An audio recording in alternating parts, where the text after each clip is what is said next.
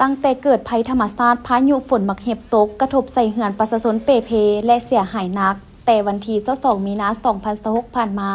เป็นเวลา3วันประชาชนส่วนใหญ่ยังคงตกใจกับเหตุการณ์ที่เกิดขึ้นเนื่องจากบ่เคยพบพ่อมาก่อนหลายครอบครัว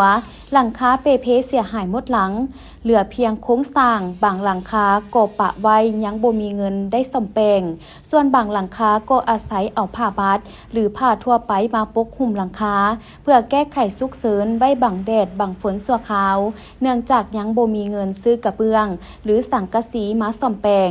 ประชาชนผู้ที่ได้รับผลกระทบอยู่บ้านเวียงคำหอม13เมืองสีโคตะบองได้ให้สัมภาษณ์ต่อทีมงานข่าวของพวกเขาเล่าถึงเหตุการณ์และหยะพายุหมักเห็บตกว่า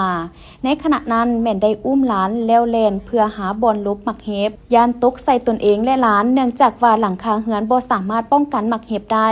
บางคนก็เข้าไปลี่อยู่ก้องโตะก้องเตียงนอนหรือมุมเฮือนที่คิดว่าปลอดภัยเจออันเป็นหันค่อยอาบหลานน้อยจับนุ่งเสื้อได้สองแขนมันติงกับเริ่มเน็กเพื่อมันดอกกระโพนลมมาเขาเห็นตกมาเฮ็ดลงทัดทิศเดี๋ยวฝ่าอุ้มหลานเราก็โหยนึกก็เบื้องแตกว่าลงไม่เสือเพลานเราก็ตกลงมากลางห้องเลยเราก็อุ้มหลานน้อยได้แล่นไปที่เดินกับบ่ค่อยไปเสือห้องน้ำบ่มีอนุซิ่งกับที่ข่อยไปฮอดอนุซิ่งก็จีกหมดแล่นไปมาสุดท้ายมาก็ว่าปักซุกนี่กระเบื้องตกลงปักเอาแข้งนี่เจ็บได้2 มือ 3 มือนี่ดอกผู้ฮู้แนวเฮ็ดจักใครจักห้องเสือพ่อเสือแม่เสือผาเสือแทนก็จักจิแล่นไปบอนได้ผู้ฮู้แนวเฮ็ดมาบัดเดียวเลยมันเป็นก้อนเป็นหน่วยลงมาปึ๊กลงมาคือว่าที่มาทับเอาหัวนี่ผู้แนวเฮ็ดให้แด่ผู้แนวเฮ็ดเลยให้แท้ให้บ้าให้ออกปากแล้วคอเขามีพี่น้อง2-3 คนก็ไม่จะให้มันบ่เป็นยังบ่ให้จังได้น้ำตามันหักออกเองนะบ่ให้มันหักออกผู้แนวจีเฮ็ดเลยเจ็บตั้งแข้งเลยนะแสดงว่าที่ในเฮือนผู้ใหญ่เป็นอย่างไรพี่ก็มีค่อยนี่เราค่อยกับเปรานน้อยอันจำได้2 เดือนไปเปรานน้อยเราคนอื่นก็บ่เจ็บโดยค่อยมันย่านตกสิล้านน้อยนั่นแหงจิแหงเด้บ่ย่านล้านน้อยจิตตาได้เนาะวันนี้น่ะพวกล้านน้อยได้แล่นได้มันก็ไปคล้องเอาดูกระพู้ได้ก็เด้อว่ากระเบื้องถึงเนี่ยกระพู้ก็จวักแข้งนี่เลยมือซื่นนั่นปองเท่าเด้อได้นี่มื้อนี้จะเอาแบบในนึงแล้วตอนนี้นะตอนนี้เฮาแต่เฮือนเฮายังบ่ทันได้โกบแปลงอยู่เฮือนเนาะยังเกียมกำลังแปลงมางออกหมดแล้วเนี่ยได้ประมาณหลายเติบเลยเนาะจ้ะโอ้ยทุก1แล้วปัดทุก2อีกจักสิเอาอีหยังมาอู้แนวสิเฮ็ดเลยตอนนี้นะก็อยากเฮอมีทำงานอันเด้อก็อย่าเฮอลงมาช่วยเหลือจุเหมือนพ่อเหมือนแม่เฮอโพนบ่เฮอน้ำพ่นตกสู่หัวเสือเรอนั่นนี่นะตอนนี้นะก็ยัง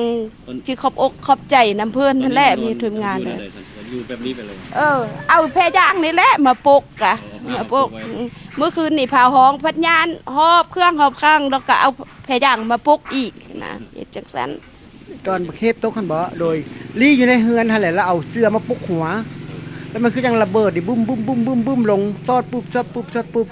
อีกบ่ฮอดอัน5 นาทีดังคาก็โยดทับกลับไปบ่ได้ต้องเอาดุดเข้าเสื้ออย่างเดียวเอาไปลบอยู่กล้อง